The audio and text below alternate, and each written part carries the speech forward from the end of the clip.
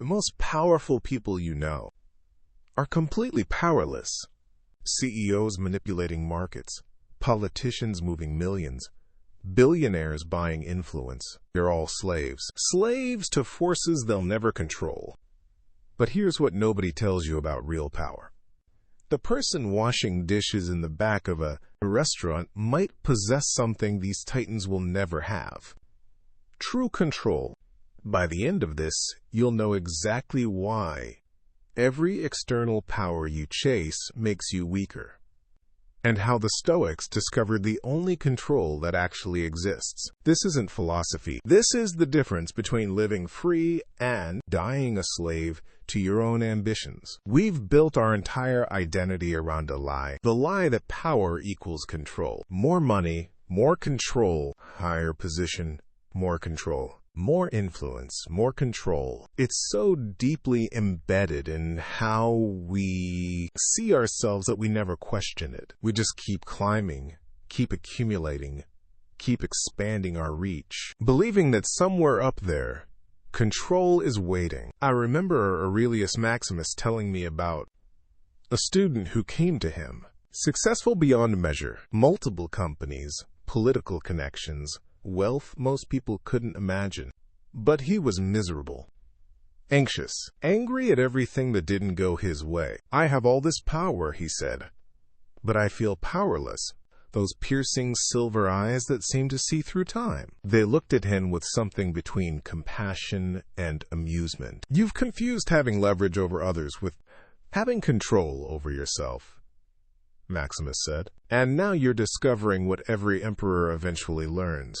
External power is the most elaborate form of powerlessness ever created. The student didn't understand. How could having power over others make you powerless? Because here's the trap we never see coming. The more external power you accumulate, the more your sense of control depends on things you can't control. Markets, other people's decisions, circumstances, events. Your identity becomes hostage to forces completely outside your influence. You start believing you're in control because you can make things happen. But you're not controlling anything. You're just responding, reacting, desperately trying to manage an infinite number of variables that don't care about your plans. And the more power you have, the more variables you have to manage. The more ways everything can fall apart. The identity conflict runs deeper than we realize. We've been taught that strength means expanding outward. That mastery means controlling more. That success means having power over our environment, our circumstances, our outcomes. But every single external thing we try to control can be taken away, changed, destroyed, often without warning. Marcus Aurelius understood this completely when he wrote, "You have power over your mind, not outside events. Realize this, and you will find strength." He wasn't speaking as a philosopher in an ivory tower. He was the most powerful man in the world, commanding legions, controlling an empire. And he knew something most people never learn.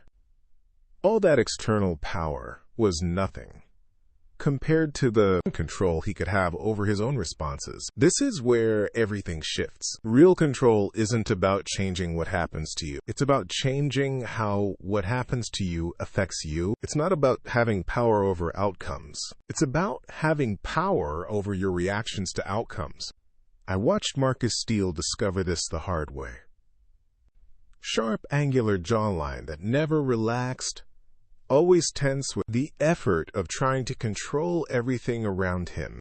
Career, relationships, reputation, future. He was exhausting himself, trying to manage things that weren't actually manageable. The intensity wasn't strength. It was desperation disguised as discipline. Then something broke. A failure so complete it shattered his illusion that he could control external results through sheer force of will. And in that breakdown, he found something he'd never had before. Actual control. Not over what happened, but over how he processed what happened. Not over other people's choices, but over his own responses to their choices. The transformation wasn't dramatic. It was quiet, subtle, but profound. The jaw started relaxing. The intensity became focus instead of desperation. He stopped fighting reality and started working with it. And paradoxically, he became more effective because he wasn't wasting energy trying to control the uncontrollable anymore. This is the Stoic truth about power. Real power is internal. It's the ability to choose your response regardless of circumstances. It's maintaining your principles when everything's falling apart. It's staying calm when others panic. It's finding opportunity in disaster. It's being unshakable not because nothing can shake you, but because you've learned how to remain yourself no matter what shakes you. External power makes you dependent. Internal control makes you free. External power requires maintenance, protection, constant vigilance. Internal control just is. Once you have it, circumstances can't take it away. People can't vote it out. Markets can't crash it.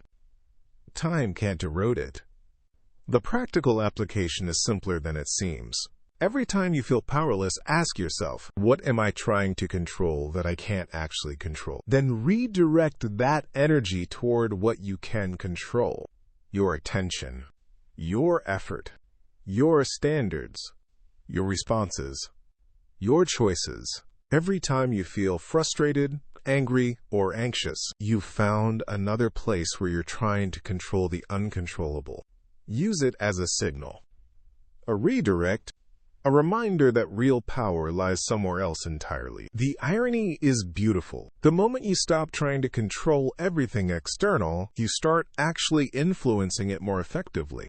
Because you're operating from strength instead of desperation, from choice instead of reaction, from internal authority instead of external dependency.